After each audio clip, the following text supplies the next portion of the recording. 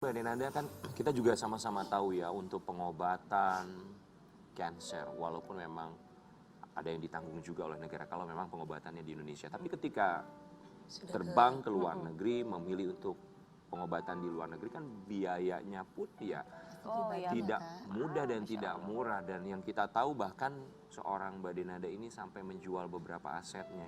Oh iya. Apa aja yang harus dijual? Singapura ya, yang kita tahu negara yang, ininya mahal, benar. Apa-apa mahal di sana kita tahu deh ya, karena kan pasti kebanyakan dari kita udah pernah jalan-jalan ke sana gitu.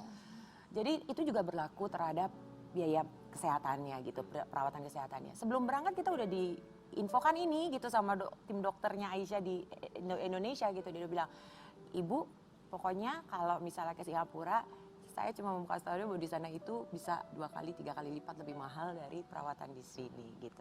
Jadi ini saya kasih tahu hanya supaya Ibu bersiap gitu.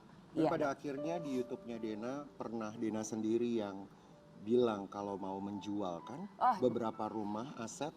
Rumah, tanah, terakhir kemarin pada saat pandemi aku nggak bisa pulang 2 tahun kan. Mobil, semua terjual, yang memungkinkan. Oh, kalau tanahnya belum Kak. Rumahnya belum.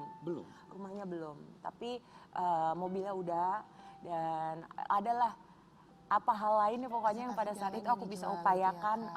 Aku nggak ada bitterness. Aku nggak ada kepahitan dalam hatiku karena itulah pertolongan Allah untuk aku. Aku rupanya di situ baru aku tahu, oh aku dititipi mobil ini, dititipi perhiasan ini itu buat pertolongan Allah untuk yang keadaan hari ini. Dan rumah yang dijual sama Dena tuh pada akhirnya harganya murah sekali ya. Dan rumah apartemen. Rumah juga iya yang benar. di Pejaten Betul, kan. yang di Pejaten. Rumah itu punya cerita banget tentang Dena. Iya, belum deh. Belum laku sampai sekarang. Belum ketemu jodohnya, tapi semoga disegerakan. Amin. Tapi Mbak Dena kan 3 tahun di Singapura, yang artinya memang tidak bisa bekerja juga saat itu. Itu untuk pemasukan, apa yang dilakukan? Kalau untuk pemasukan, untuk bisa membiayai hari-hari di Singapura,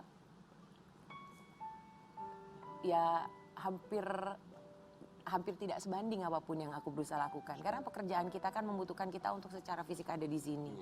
Dan dengan posisi aku, dengan situasi pandemi, di mana dengan situasi pandemi, teman-teman yang di entertainment industry yang di Indonesia aja juga merasakan kesulitannya. Apalagi aku yang berada jauh dari Indonesia gitu. Jadi banyak hal yang aku lakukan. Aku juga menjadi seorang instruktur Zumba akhirnya. Dan di Singapura? Di Singapura. Visual ya? Iya, virtual. Iya, secara virtual aku ngajar seminggu 2 kali.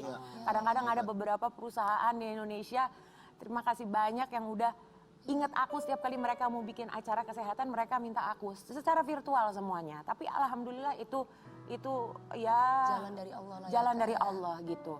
Walaupun tidak bisa of course lah ya, tidak bisa mencukupi pengeluaran kita yang sebegitunya, tapi tetap itu namanya pertolongan Allah.